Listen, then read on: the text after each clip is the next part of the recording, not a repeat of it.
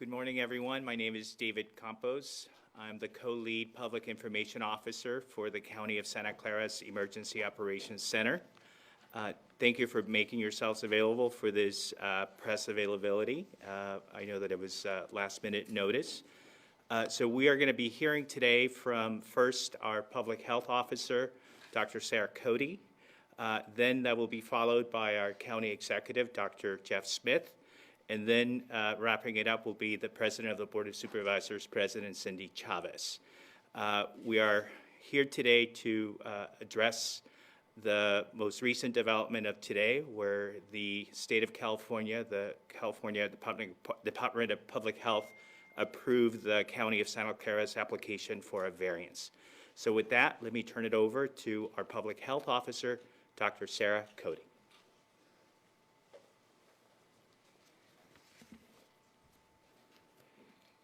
Thank you again. I'm Dr. Sarah Cody. Thank you for being here. This is just a brief announcement to make sure that we all have a shared understanding and are on the same page. So last night, we submitted our revised variance to the California Department of Public Health, and it was approved and is now posted on the website. We worked closely with the California Department of Public Health over the weekend to ensure that we met the metrics and met the criteria, and ultimately we were approved. What this enables us to do here in our county is to have flexibility so that we can apply our new risk reduction health officer order with some flexibility. So for example, we want to continue to enable outdoor dining, and with this variance we can continue to allow outdoor dining as well as some other sectors and activities. We can enable them to come online. They would not have been able to come online without the variance. I want to just talk a little bit about this new order. Talked about it in previous days, but I want to state again the purpose behind the order. And that is to shift our thinking to risk reduction thinking. We know that this pandemic has been with us for a while. We know this pandemic is going to be with us for a while longer. And at the end of the day, Mother Nature is in charge, and we must adapt. So the core principles that underlie our risk reduction order are the following. 1, outdoors far safer than indoors. The evidence is still accumulating, but it's getting stronger. Outdoors safer than indoors. 2, more distance is better than less distance. Always maintain a distance of at least 6 feet. More is better. Number 3, briefer contacts, safer than longer contacts. So if it's a contact that's in passing, that's going to be a lot less risky than a contact that's prolonged. So what this means is that everywhere we are, wherever we go, if we're with people outside of our household as we are now, we all must wear face coverings, What it also means is that anytime that it's a less safe environment, such as indoors, there is no time that you can remove your face covering. So that pretty much means that we are not going to have indoor dining anytime soon. You have to remove your face covering to eat. The last thing that I want to say is that throughout this pandemic, the environment has been changing rapidly around us. I can't think of a time when it's felt like we finally figured it out and it's stable. And this week and today are no different. What we're seeing now is that our cases are rising. They're rising more dramatically than they have even last week.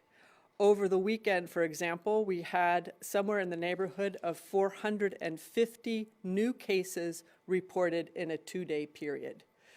So this new order does not mean that we're open, let's get back to our lives. What this new order means is we need to do our lives differently. We need to conduct ourselves differently. We know that we can't be 100% in our homes sheltered all of the time, but when we go out to engage in business or to engage activity, we must do it differently. If we don't do it differently, our cases will continue to accelerate and we will be in big trouble. So we are trying to change behavior right here, right now, and bend our curve down again. And this new risk reduction order is going to give very specific guidelines on exactly how to do that, and they're all based on those principles that I discussed. Thanks, and I'm going to turn it over.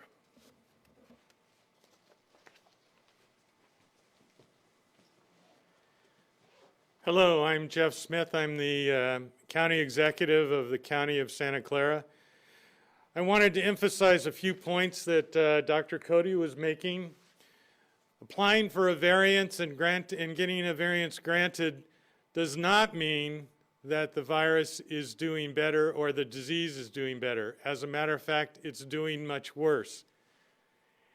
The reason that we applied for a variance has to do with the fact that we realize the success of dealing with this virus on a long term really depends on individual responsibility, not based on sectors of business that are opened. So rather than having a focus on which businesses are open and having a focus on asking the businesses to enforce distancing, this order focuses on personal responsibility. Over the last few months, it's become pretty obvious that the real problem with the transmission of this disease has to do with gatherings. Large gatherings that have happened on Memorial Day and other time periods. We just had a lot of large gatherings over this last weekend. That's the problem that we're trying to resolve with personal responsibility. Obviously, closing a restaurant doesn't stop somebody from having a large gathering at their home. And the virus is passed through those large gatherings. So no one should get the idea that we're moving in a positive direction with the disease. We're going in a negative direction. But there's the recognition by Dr. Cody that we need to take a different perspective rather than focusing on business sectors. We need to focus on personal responsibility. So stay distant, stay outside, wash your hands, don't contact people that you don't have to. Make sure if you're sick, you stay inside and isolate yourself. Now I'll turn it over to the President of the Board of Supervisors, Cindy Chavez.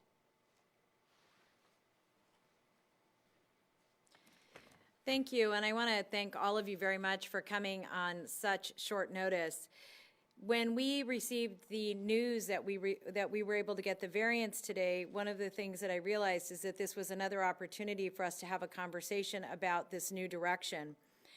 And one of the points I want to make is that, as a reminder, all of the businesses in our community that are allowed to be opened need to submit their social distancing protocols to covid19prepared.org before Monday, the July 13th. That is really important because, as Dr. Smith said, while we're very interested in people taking personal responsibility for themselves and the health of their families, we're also interested in making sure that businesses and other places that people are going to be going understand what the rules of the road are in terms of creating a much safer community.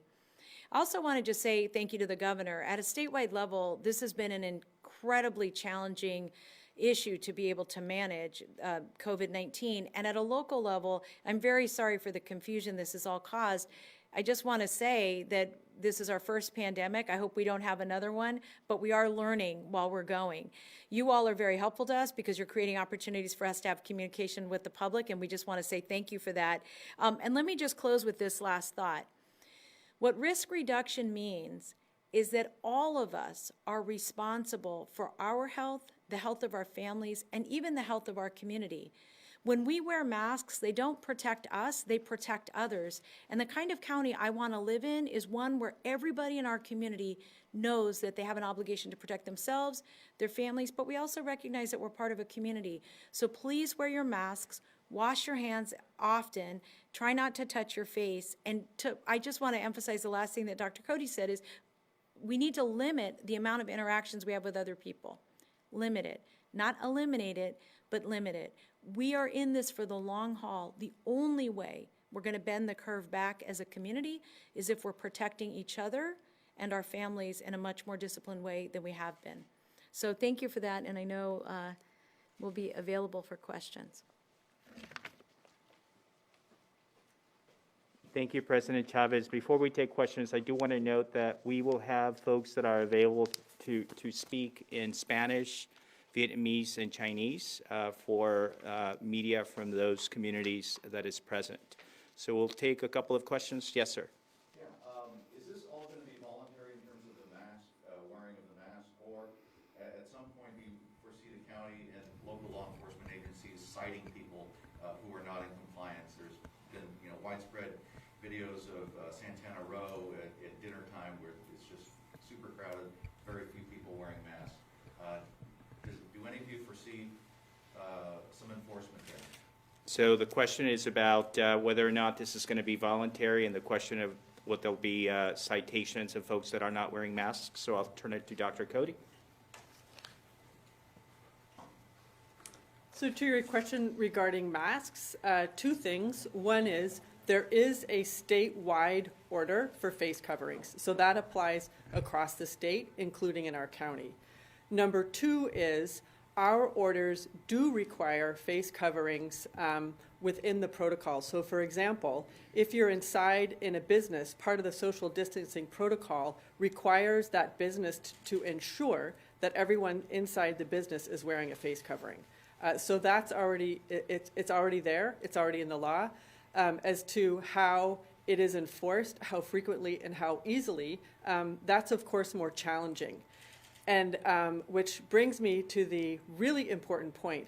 But this is about every single person in this community taking every single opportunity to prevent the spread of COVID. Every single time.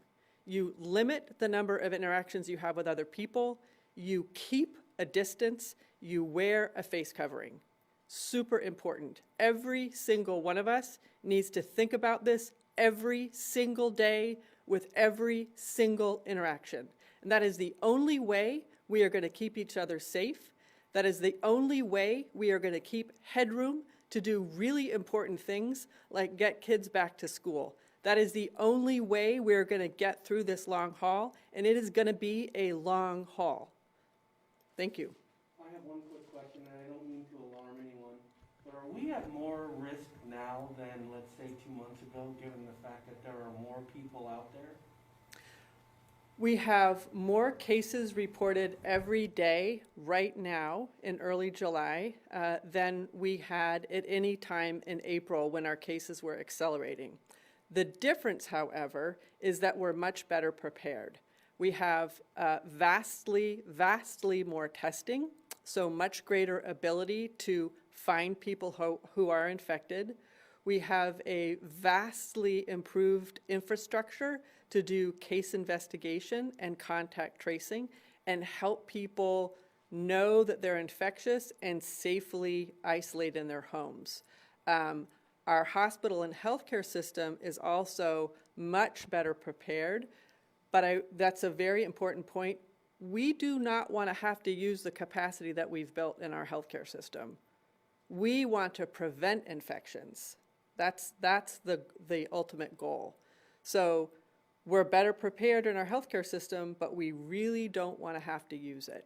We want to keep them open so that anybody else with any other kind of a health concern that requires hospital level care can feel completely comfortable going into the hospital and receiving care. We want to, that's the way it is now, and that's how we would like to keep it.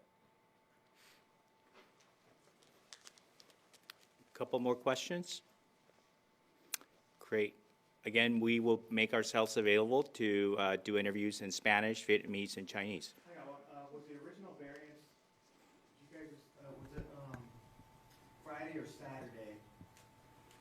Did the state shut it down? And what do you think ultimately changed their minds for this to happen? Let me just simply say that I think that there were communications over the weekend, and we're not going to speculate. We have had ongoing conversations with the state, and we're grateful, as President Chavez noted, to the governor and the state for working with us to get us to this point. Thank you very much, and again, we'll be available for monolingual interviews. Thank you.